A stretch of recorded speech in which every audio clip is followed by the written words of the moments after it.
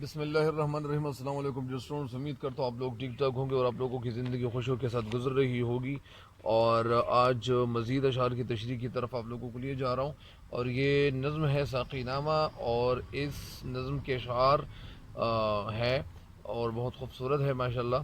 تو آپ لوگ اس چینل پہ ہر نئے آنے والے ان کو چاہیے کہ میرے چینل کو ضرور سبسکرائب کریں تاکہ میری نئی ہر آنے والی ویڈیو آپ کو وقت پہ پہنچتی رہے۔ بڑھتے ہیں آگے۔ یہ عالم، یہ وحدت ہے کثرت میں ہر دم اسیر، مگر ہر کہیں بے جگوں بے نظیر۔ یہ عالم، یہ بتخانہ شش جہات، اسی نے تراشا ہے یہ سومنات۔ پسند اس کو تکرار کی خوں نہیں، کہ تو میں نہیں اور میں تو نہیں۔ من و تو سے انجمن آفری، مگر عین محفل میں خلوت نشیں۔ اسی کے بیاباں، اسی کے ببول، اسی کے ہیں کانٹے، اسی کے ہیں پھول۔ تو یہ اشعار ہے۔ یہ وحدت ہے کثرت میں ہر دم اسیر، مگر ہر کہیں بے چگو بے نظیر۔ وحدت کے معنی اکائی، ایک۔ کثرت کے معنی بہتات، بہت زیادہ، ایک سے زیادہ۔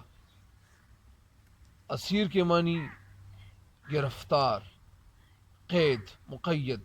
بے چگو کے معنی ہے بے مثل، یعنی جس کی صفات تک عقل کی رسائی نہ ہو سکے۔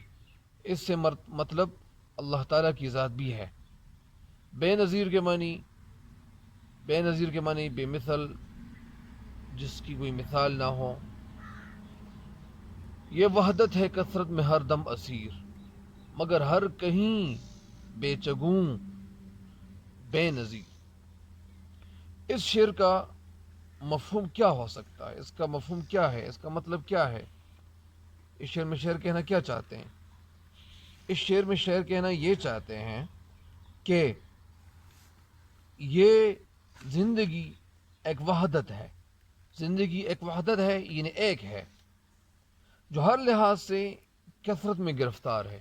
یعنی زندگی ایک ہے لیکن یہ مختلف اجسام میں یہ پائی جاتی ہے۔ مثلاً زندگی انسان کے اندر بھی دوڑ رہی ہے، زندگی پتھر اور پرندے کے اندر بھی دوڑ رہی ہے، زندگی پرندے کے اندر بھی دوڑ رہی ہے، زندگی جانوروں کے اندر بھی دوڑ رہی ہے، لیکن یہ ایک چیز ہے، وحدت ہے، ایک ہے، لیکن اس کی جو جگہ ہیں وہ الگ الگ ہے۔ یعنی اس کا مفہوم یہ بھی ہے کہ زندگی ہے تو ایک ہی چیز، مگر اس کے جو نظارے ہیں وہ مختلف قسم کے ہیں، اور اس کا ہر نظارہ دوسرے نظارے سے وہ بالکل مختلف ہے، وہ بالکل جدا ہے، بالکل الگ ہے، اور اس کی ایک کی مثال دوسری چیز میں دکھائی نہیں دیتی۔ مثلا مثال کیسے دکھائی نہیں دیتی؟ یعنی مثال کے طور پر یہ جو ایک انسان ہے جو زندگی گزار رہا ہے، تو انسان کے اندر جو زندگی ہے اور انسان جس طرح زندگی گزارتا ہے، تو انسان کے الگ عقائد ہوتے ہیں، ان کی زندگی کے الگ رخ ہوتے ہیں۔ اور اگر یہ زندگی اگر ہم پرندے کے اندر دیکھیں تو پرندے کے اندر وہ زندگی مختلف قسم کی ہوگی۔ یہ زندگی اگر ہم ڈھونڈیں گے، اگر یہ زندگی ہم درخت کے اندر ڈھونڈیں گے تو درخت کے اندر الگ الگ زندگی ہے۔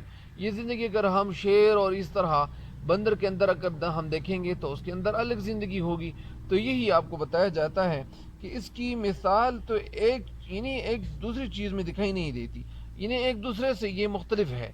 یعنی یہ زندگی ہے، یہ جو روح ہے، تو انسان کے اندر یہ روح موجود ہے، تو ان کے اندر زندگی کا جو زاویہ ہے وہ الگ ہے، دوسری چیزوں کے اندر جو زاویہ ہے زندگی گزارنے کا تو وہ الگ ہے۔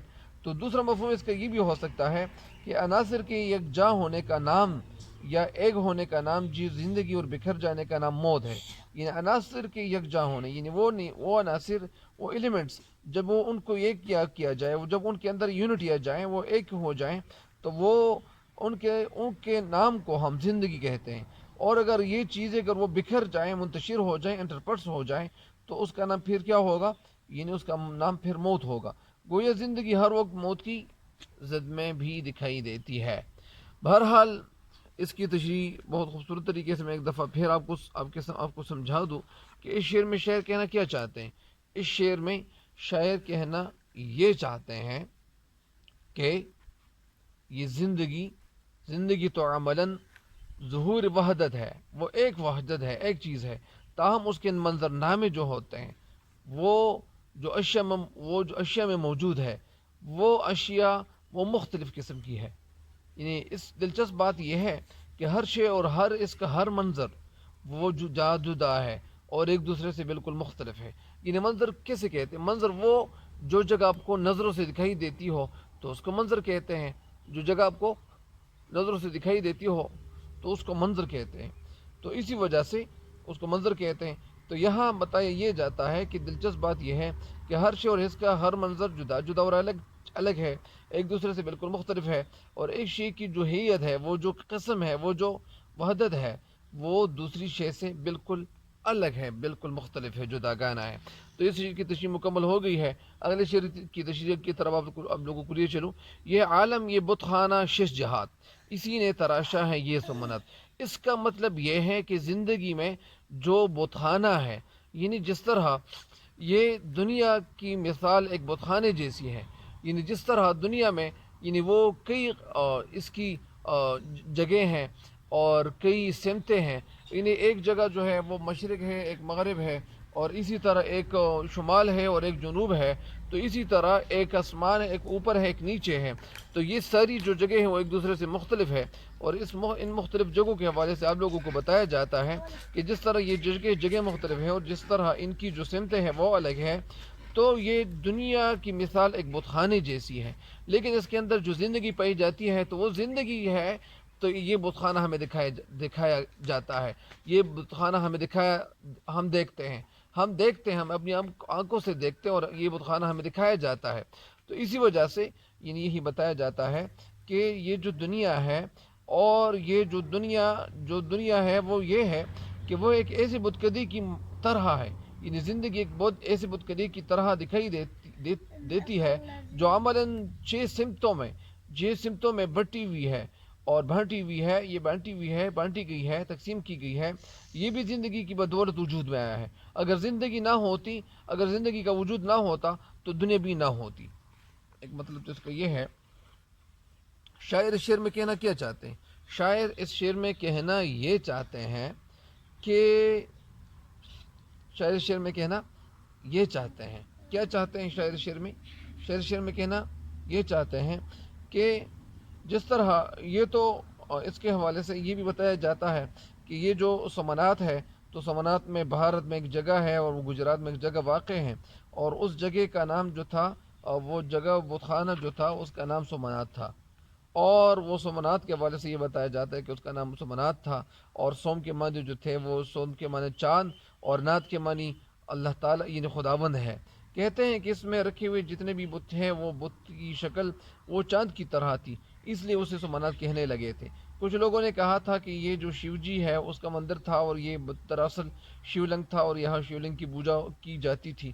سلطان محمود غزنوی نے اس بت کو توڑ ڈالا تو یہ ہیرے جواہرات سے بھرا ہوا تھا. علامہ اقبال رحمۃ اللہ کہتے ہیں کہ یہ دنیا جو چیز سمتوں میں بٹی ہوئی ہے، اور زندگی ہی کی بدولت یہ وجود میں یہ دنیا آئی ہے، یہ زندگی اس میں موجود ہے. اسی زندگی نے دنیا کا یہ سمنات، یہ بتکدہ یہ تعمیر کر رکھا ہے. ظاہری بات ہے کہ اگر زندگی نہ ہوتی تو دنیا کا وجود بالکل نہ ہوتا. اور یہ دنیا ایک ایسی جگہ ہے جہاں بے شمار چیزوں کی عبادت کی جاتی ہے، جہاں بے شمار چیزوں کی پوجا کی جاتی ہے، جہاں کئی چیزیں ہیں جن کی لوگ پوجا کرتے ہیں. گویا دنیا بذات خود ایک بہت بڑا زندگی گویا دنیا بذات خود ایک بہت بڑا بت خانہ ہے جو زندگی کی وجہ سے وجود میں آیا ہے. تو امید واثق ہے کہ آپ اس شعر کی تشریح بھی سمجھ چکے ہوں گے. اور اگلے شعر کی طرف آپ کو لیے چلوں. اگلا شعر کیا ہے؟ پسند اس کو تکرار کی خوں نہیں، کہ تو میں نہیں اور میں تو نہیں. یعنی زندگی، اس دنیا کی جو زندگی ہے وہ کیسی ہے؟ یعنی زندگی کے حوالے سے آپ کو یہ بتاتے ہیں کہ زندگی جو ہم گزار رہے ہیں، اور یہ زندگی ہے کیسی. زندگی کے حوالے سے آپ کو کئی طریقوں سے یہ بتایا جاتا ہے. علامہ اقبال رحمۃ اللہ بتا رہے ہیں کہ زندگی کبھی کیا ہے، کبھی کس چیز میں ہے، کبھی کس چیز میں ہے. لیکن یہاں آپ کو بتایا جاتا ہے کہ یہ جو عالم ہے، یہ جو دنیا ہے، اور اس دنیا میں جو موجود چیزیں ہیں ایک فرد کی شکل دوسرے سے بالکل ملتی نہیں ہے، اور یہ بہت ایک حیران کن بات بھی ہے کہ ہر فرد دوسرے سے بالکل یکسر بالکل مختلف ہے. یعنی ایک کی شکل دوسرے سے نہیں ملتی، دوسرے کی تیسرے سے نہیں ملتی. یعنی ایک باپ ہے، ایک والد ہے، ان کے جتنے بھی بیٹے ہیں وہ اگر شکل و صورت سے اگر ایک جیسے ہوں، لیکن عادات کے لحاظ سے وہ ایک دوسرے سے مختلف ہوں گے.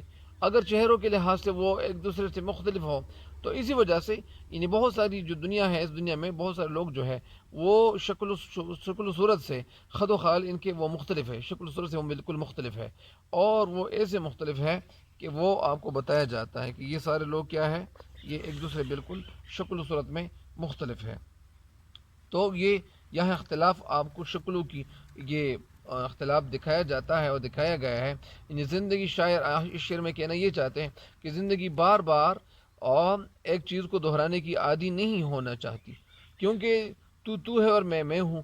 تم میں نہیں ہو سکتا اور میں تو نہیں ہو سکتا. مراد اس سے مطلب یہ ہے کہ کسی شخص کی جو شکل و صورت ہے، جو خد و خال ہے، وہ کسی دوسرے سے نہیں ملتی. خالق کی کائنات نے جو دنیا بنائی ہے، اور اس دنیا میں جو مختلف قسم کے اللہ تعالیٰ نے انسان بنائے ہیں، اور ہر انسان کا چہرہ دوسرے سے بالکل مختلف ہوتا ہے. کروڑ انسان اور حیوانوں میں کسی کی شکل بھی ایک دوسرے سے نہیں ملتی ہے. سگے بھائی بہنوں کی شکلیں بھی آپس میں وہ نہیں ملتی، اور پھر ہر شخص اپنے آپ کو ایک دوسرے سے بالکل مختلف خیال کرتا ہے. ایک ہی مذہب اور ایک ہی عقیدے سے تعلق رکھنے والے دو افراد کی سوچ میں کبھی کچھ یعنی کبھی سوچ میں بھی کچھ نہ کچھ فرق ضرور ہوتا ہے. یعنی مکمل ہم آہنگی ناممکن ہی ہوتی ہے. یعنی یونانیمٹی اور ایک جیسی شکل و شباہت والے یا شباہت والے لوگ، یا اسی طرح مشابہات یا ایک جیسے رہنا یا سملرٹی، یعنی یہ ایک چیز جیسے رہنا، سملرٹی یہ کبھی ہو نہیں سکتی. یعنی یہ ناممکن ہے. ناممکن کیسے ہے؟ جس طرح رات اور دن ایک دوسرے سے مختلف ہے، جس طرح یعنی جو بکرا بکری یا اسی طرح انسان اور عورت ایک دوسرے سے مختلف ہے، یا اسی طرح بہت سارے جو پھل ہیں، جو میوے ہیں، اور جس طرح بہت سارے درخت ہیں، تو درختوں کی جو قسمیں ہیں وہ ایک دوسرے سے الگ تلگ ہیں. تو اسی وجہ سے ایک درخت دوسرے سے بالکل مختلف ہے. اسی طرح جو پھل جس میں اللہ تعالیٰ اس میں اگاتا ہے، اور اللہ تعالیٰ کی مہربانی ہے ہم سب پہ کہ جو سیب ہے تو سیب کا الگ مزہ ہے. اسی طرح جو نشپاتی ہے اس کا الگ مزہ ہے. کیلے کے جو چھلکے وہ الگ قسم کے ہوتے ہیں، اور اسی طرح خربوزے کے چھلکے الگ قسم کے ہوتے ہیں. اسی طرح تربوز جس کو انگلش میں واٹر میلن کہتے ہیں، تو واٹر میلن کے چھلکے الگ قسم کے ہوتے ہیں. ان کے اندر جو خوبصورت یعنی اس میں جو واٹر میلن کے اندر جس کو لوگ ہم کہتے ہیں، اور وہ اس کے اندر جو سرخ رنگ کا ہوتا ہے اس کا مزہ الگ ہوتا ہے. سیب کے اندر جو مزہ ہوتا ہے وہ الگ قسم کا ہوتا ہے. اسی طرح گنے کا جو رس ہے، وہ جو جوس ہے وہ الگ قسم کی. بہرحال یعنی ہر چیز کی جو شکل و صورت ہے وہ الگ جیسی ہے، اور کوئی بھی ایک دوسرے میں ضم نہیں ہو سکتی یہ چیزیں. تو بہرحال اس شعر کی تشریح تو مکمل ہو گئی ہے. اگر ایک دفعہ پھر آپ کو لیے چلوں اس شعر کی تشریح کی طرف کہ اس میں کیا ہے. یعنی زندگی ایک ایسا عمل ہے، زندگی ایک ایسا عمل ہے جسے بار بار دہرائے جانے کی عادی نہیں ہے، بار بار دہرائے جانے کی عادی نہیں ہے. یعنی زندگی تکرار کو یعنی زندگی کیا ہے، یعنی زندگی تکرار کو پسند نہیں کرتی ہے. اس کا مطلب یہ ہے کہ دنیا میں کوئی بھی ایک فرد بھی کسی دوسرے سے بالکل یعنی وہ ایک دوسرے سے نہیں الگ تلگ رہتا ہے، وہ ایک دوسرے سے مماثل نہیں ہے، ایک دوسرے کے ساتھ وہ مشابہت نہیں رکھتا. ہر شخص کا وجود دوسرے شخص سے بالکل جدا اور مختلف ہوتا ہے. یعنی نہ شکل کے اعتبار سے کوئی اور نہ عقل کے اعتبار سے کوئی ایک جیسے اور ایک جیسا فعال رکھنے والے ہیں. گویا تم ہو یا میں ہوں، ہماری شکل ایک جیسی نہیں ہے، چاہے ہم ایک ہی والدین کی اولاد ہی کیوں نہ ہوں. تو اس شعر کی تشریح مکمل ہو گئی ہے. اگلے شعر کی تشریح کی طرف لیے چلتے ہیں. لیے چلتا ہوں آپ لوگوں کو. من و تو سے انجمن آفریں، مگر عین محفل میں خلوت نشیں. من و تو سے، من و تو کا کیا مطلب ہے؟ من و تو سے مختلف، من و تو سے انجمن آفری، مگر عین محفل میں خلوت نشیں. من و تو، میں اور تو، مختلف افراد کا یکجا ہونا. انجمن آفری، محفل سجانے والی، محفل سجانے والی. عین کے معنی ٹھیک، ہو بہو، عین کے معنی ہے ٹھیک ہو بہو. خلوت نشیں، تنہا بیٹھنے والی، یعنی تنہائی پسند، اس کو خلوت نشی کہتے ہیں۔ خلوت کے معنی تنہائی، نشی جگہ، وہ جگہ جہاں بیٹھی جاتی، بیٹھنے کی جگہ، یعنی تنہائی میں بیٹھنے کی جگہ۔ اس شعر کا جو مفہوم ہے وہ کچھ یوں ہے: ہر چیز انجمن سجانے میں زندگی بنیادی اہمیت کی حامل ہے، اور اس کے بغیر آرائش ممکن بھی نہیں ہے۔ اس کا مفہوم کچھ یوں ہے، اس شعر کا مفہوم کچھ یوں ہے کہ ہر چیز، چاہے وہ کتنے انسان ہی کیوں نہ ہو، کتنے انسان ہی کیوں نہ ہو، لیکن ان سارے انسانوں کے اندر وہ الگ الگ زندگی ہے، اور الگ الگ انسان جب ایک جگہ میں بیٹھ جائے، چاہے وہ ایک جگہ دنیا ہی کیوں نہ ہو، لیکن ان سارے انسانوں کا جب ایک یکجا کیا جائے اور یہ ایک ہو جائے تو اس کو ہم کیا کہیں گے؟ انجمن آفری، یعنی انجمن میں بیٹھنے والے، انجمن افری یعنی انجمن میں بیٹھنے والے۔ تو انجمن افری یعنی محفل سجانے والی۔ تو اس کا مطلب یہ ہے کہ جتنے لوگ کیوں موجود نہ ہوں ایک جگہ میں، لیکن وہ تو ہیں الگ، ان کا جو وجود ہے، ان کے جو اجسام ہے وہ الگ ہے، لیکن جب الگ الگ لوگ بیٹھ جائے ایک جگہ پہ تو وہ ایک ہی محفل کے یعنی گردانے جائیں گے، وہ ایک ہی محفل کے یہ لوگ قرار دیے جائیں گے کہ یہ تو ایک ہی محفل سے تعلق رکھتے ہیں۔ یعنی شاعر اس شعر میں کہنا کیا چاہتے ہیں؟ شاعر اس شعر میں کہنا یہ چاہتے ہیں کہ زندگی مختلف افراد کو اکٹھا کر کے محفل سجا لیتی ہے، محفل بنا لیتی ہے، لیکن خود محفل کے اندر تنہائی میں پوشیدہ ہوتی ہے، مضمر ہو جاتی ہے، یعنی ظاہر کی آنکھ سے دکھائی نہیں دیتی۔ آپ کو بتایا یہ جاتا ہے کہ ایک محفل میں کئی لوگ بیٹھے ہوئے ہوتے ہیں، کئی لوگوں کے اندر مختلف قسم کی زندگیاں وہ موجود ہیں، مختلف قسم کی زندگیاں موجود ہے، لیکن یہ زندگی تو ان لوگوں کے اندر موجود ہے، اور یہ لوگ یہاں محفل میں موجود ہے، بیٹھے ہوئے ہیں، لیکن یہ لوگ تو محفل میں بیٹھے ہوئے ہیں، لیکن یہ جو زندگیاں ہے تو یہ لوگوں کے اندر ہے، پوشیدہ ہے، چھپی ہوئی ہے، تو یہ دکھائی نہیں دیتی ہے۔ یعنی بہت سارے لوگ اگرچہ ایک جگہ وہ بیٹھے ہوئے ہیں، لیکن اس کے باوجود ان کے اندر جو زندگی ہے وہ تنہائی میں ہے، وہ چھپی ہوئی ہے، وہ باہر دکھائی نہیں دے رہی۔ یعنی مطلب اس کا یہ ہے کہ لوگ تو بہت سارے ہیں، سارے انسان وہ ایک جیسے انسان ہیں، لیکن سارے انسانوں کے اندر جو زندگی ہے وہ ایک قسم کی زندگی ہے، ایک قسم کی حرکت ان کے اندر وہ چل رہی ہوتی ہے، ایک ہی سارے انسان جتنے بھی ہوتے ہیں، ایک ہی عمر سے تعلق رکھنے والے جتنے بھی ہوں گے تو ان کی جو ہارٹ بیٹنگ ہے وہ ایک جیسی ہوتی ہے، لیکن جو سارے انسان جو ایک جگہ تو وہ آ کر بیٹھ گئے ہیں، لیکن ان لوگوں کے اندر جو زندگیاں ہیں تو زندگی تو چھپی ہوئی ہے، لیکن اس کے باوجود اگر زندگیاں سامنے آتی بھی ہے، لیکن یہ انسان جو دکھائی دیتے ہیں تو یہ زندگی کی وجہ سے، روح کی وجہ سے دکھائی دیتے ہیں، لیکن روح اس کے باوجود وہ چھپا ہوا ہے، وہ روح بالکل نظر نہیں آتا۔ تو اسی وجہ سے آپ کو یہی بتایا جاتا ہے۔ اس شعر کی تشریح کی طرف آپ لوگوں کے لیے چلوں کہ اس شعر میں شاعر کہنا کیا چاہتے ہیں، بتانا کیا چاہتے ہیں۔ اس شعر میں شاعر کہنا اور بتانا یہ چاہتے ہیں کہ پسند، اچھا، میں اور تو سے یہ محفل، یہ جگہ، یہ دنیا اور یہ گاؤں، یہ شہر آباد ہے۔ یعنی زندگی مختلف افراد کو جمع کر کے اپنی محفل سجا لیتی ہے، زندگی لوگوں کے اندر وہ دوڑ رہی ہوتی ہے، اور یہ لوگ شہروں کی طرف نقل کرتے ہیں، شہروں کی طرف آنے لگتے ہیں، شہروں میں گرما گرمی ہوتی ہیں، لیکن اس کے باوجود وہ زندگی لوگوں کے اندر ہی چھپی ہوئی رہتی ہے، مگر خود اس محفل میں بھی تنہائی میں زندگی چھپی رہتی ہے، زندگی چھپی رہتی ہے، اور ظاہر کی آنکھ سے نظر نہیں آتی ہے یہ زندگی۔ علامہ کہنا یہ چاہتے ہیں کہ محفل میں بیٹھنے والے لوگ، بیٹھے ہوئے لوگ، بزم آرائی کا جو اصل وجہ ہے، جو اصل حرکت، جو اصل محرک ہے تو وہ زندگی ہوتی ہے۔ یہ جو لوگ مختلف جگہوں سے آئے ہوئے ہیں تو یہ زندگی ان کے اندر ہے، یہ یہاں آئے ہوئے ہیں، اگر ان کے اندر زندگی نہ ہوتی تو یہ لوگ یہاں نہ آتے۔ یعنی مثال کے طور پر بہت سارے لوگ ہوتے ہیں، وہ مسجد میں بیٹھے ہوئے ہوتے ہیں، نماز پڑھنے کے لیے وہ آتے ہیں، نماز ادا کرنے کے لیے وہ تو چلے آتے ہیں، لیکن بہت سارے لوگ مسجد میں وہ موجود ہوتے بھی ہیں لیکن ان کے اندر زندگی وہ چھپی ہوئی رہتی ہے. ظاہری بات ہے کہ زندگی تو خود دکھائی نہیں دیتی، یعنی لوگ ایک دوسرے کو دیکھتے ہیں، تو یہ لوگ جب دیکھتے ہیں تو یہ ظاہری بات ہے کہ ان کے اندر زندگی ہے. اگر ان کے اندر زندگی نہ ہوتی تو لوگ ایک دوسرے کو کیسے دیکھ سکتے؟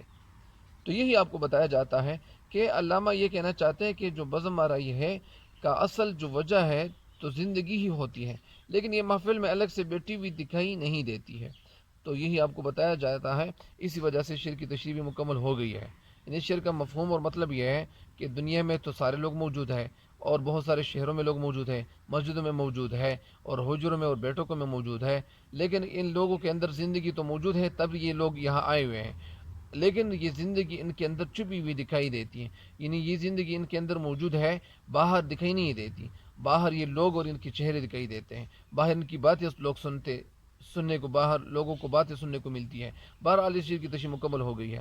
چمک اس کی بجلی میں تارے میں ہے، یہ چاندی میں سونے میں پارے میں ہے. یہ زندگی کے مختلف رخ آپ کو بتائے جاتے ہیں کہ یہ جو زندگی کے رخ ہے، جو چمک ہے، وہ بجلی میں بھی ہے، تارے میں بھی ہے، سٹارز میں بھی زندگی دکھائی دیتی ہے، چاندی میں بھی، سونے میں بھی، پارے میں بھی. یعنی اس کا کیا مطلب ہے؟ اس کا مطلب کیا ہے؟ یعنی انسان اگر سوچے کس کے حوالے سے؟ زندگی کے حوالے سے. زندگی کے کئی روپ ہیں، کئی شکلیں ہیں. دنیا کی بے شمار چیزوں میں مختلف شکل و صورتوار اور الگ تھلگ ڈھنگ سے نظر آتی ہیں.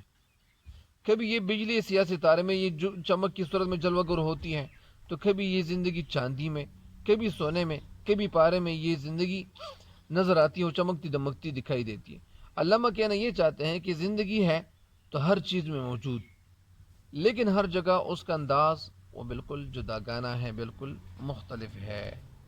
یعنی شاعر اس شعر میں کہنا یہ چاہتے ہیں کہ اگر زندگی کا اگر مطالعہ کیا جائے اور اس کے حوالے سے پڑھا جائے، تو اس کا مطالعہ کیا جائے، تو یہ حقیقت ہمارے ذہنوں پہ وہ واضح ہو جائے گی کہ دنیا میں موجود ہر چیز میں جلوہ گر ہے، کہ زندگی دنیا میں ہر چیز میں جلوہ گر ہے، مگر الگ الگ انداز سے. بجلی کی چمک میں زندگی الگ قسم کی ہے، ستاروں کی چمچماہٹ وہ جو نظر آتے ہیں اس کے اندر الگ زندگی ہے، چاندی کے اندر الگ زندگی ہے، اور پارے میں جو الگ زندگی ہے. مدنیات جو صحرا ہو یا چمن ہو یا گلستان ہو یا پہاڑ ہو، انسان ہو، جانور ہو اور پودے ہو کہ جمادات ہو، ہر جگہ دنیا کی ہر چیز میں زندگی اپنی مختلف شکلوں و صورت سے نظر آتی ہے.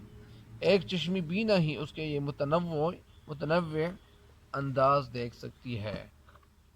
اس شعر کا مطلب یہ ہے کہ دنیا میں جتنے بھی انسان آئے ہوئے ہیں، جتنے بھی پرندے ہیں، جتنے بھی جانور ہیں، تو یہ سارے کے سارے وہ ان کے اندر تو زندگی موجود ہے، لیکن یہ جو زندگی گزار رہے ہیں تو ان کی زندگی گزارنے کے طریقے الگ ہیں، ان کے کھانے پینے کے طریقے الگ ہے. یعنی مثال کے طور پر انسان جو گوشت کھاتا ہے تو وہ تو ایسا کچھ نہیں کھاتا جس طرح بندر کھاتا، جس طرح بندر یا جس طرح شیر اور چیتا جو جانور ہے وہ جنگلوں میں بادشاہ ہیں. تو یہ جو شیر ہے تو شیر جنگل کا بادشاہ ہوتا ہے، تو وہ جس طریقے سے گوشت کھاتا ہے کیا وہ طریقہ انسان اپنا سکتا ہے؟ نہیں، وہ کبھی نہیں ہو سکتا. جس طرح پرندے وہ خوراک کھاتے ہیں اور جس طرح پرندے وہ اڑتے ہیں، کیا انسان اڑ سکتے ہیں؟ کیا انسان اڑتے ہیں؟ نہیں. کیا انسان کی جگہ اگر یہ شیر بھی اڑتے ہیں تو کیا کوئی ایک انسان اس دنیا میں کیا وہ موجود ہوتا؟ کیا یہ جو پرندے اڑتے ہیں اس طرح انسان وہ اڑتے تو کیا یہ زندگی میں کیا وہ بے ربطی نہ آنے لگتی؟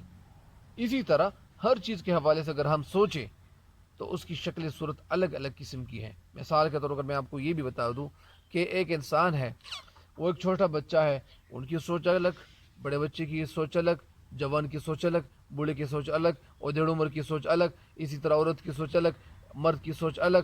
تو ہر قسم کی جو سوچ ہے وہ ہر انسان کے اندر الگ الگ الگ قسم کی ہے. اسی طرح جس طرح آپ کو بتایا جاتا ہے کہ بارش تو ہر جگہ ہوتی ہے، بارش تو ہر جگہ ہوتی ہے، لیکن بارش سے جو نباتات یعنی جو پودے اگ آتے ہیں تو ان پودوں میں تو زقم بھی ہے، زقم وہ بھی ایک پودا ہے. وہ پودے بھی ہیں.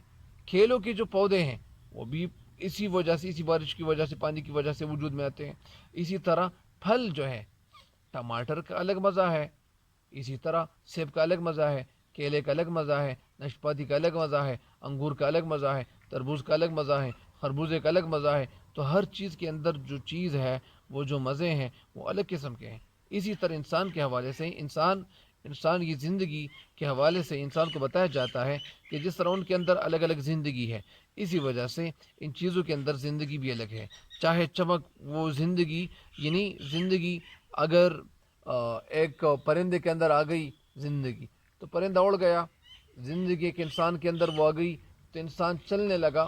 اسی طرح یہ زندگی ہے جو ایک جانوروں کے آگے اندر آ جاتی ہے تو یہ جانور بھاگنے لگتا ہے. یہ زندگی ایک مچھلی کے اندر آنے لگتی ہے تو مچھلی تیرنے لگتی ہے. یہ زندگی مختلف قسم اور مختلف کثیر پہلو ہے ان کی، اور یہ مختلف قسم کی زندگی ہر چیز کے اندر وہ مختلف دکھائی دیتی ہیں. ان کی شکلیں بھی الگ ہے اور یہ مختلف قسم کی ہے.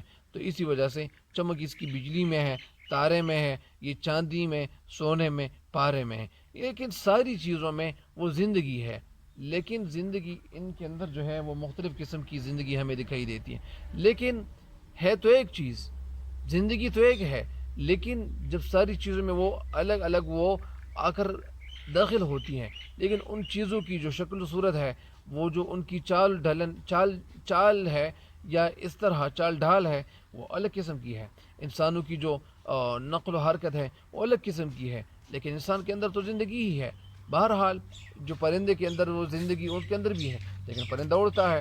بہرحال اس شعر کی تشریح میں آپ کو الحمدللہ سمجھا چکا ہوں، اور آج کے لیے اتنا ہی کافی ہے. تب تک کے لیے آپ سے اجازت لیے چاہتا ہوں. اللہ تعالیٰ آپ کو خوش رکھیں، اور میرے اس چینل کو سبسکرائب بھی کریں، اور اس کے لنک دوسرے لوگوں کے ساتھ شیئر بھی کریں. اور اگر شیئر نہیں کرنا چاہتے تو مت کر لیں، کوئی بات نہیں. اللہ آپ کو خوش رکھے.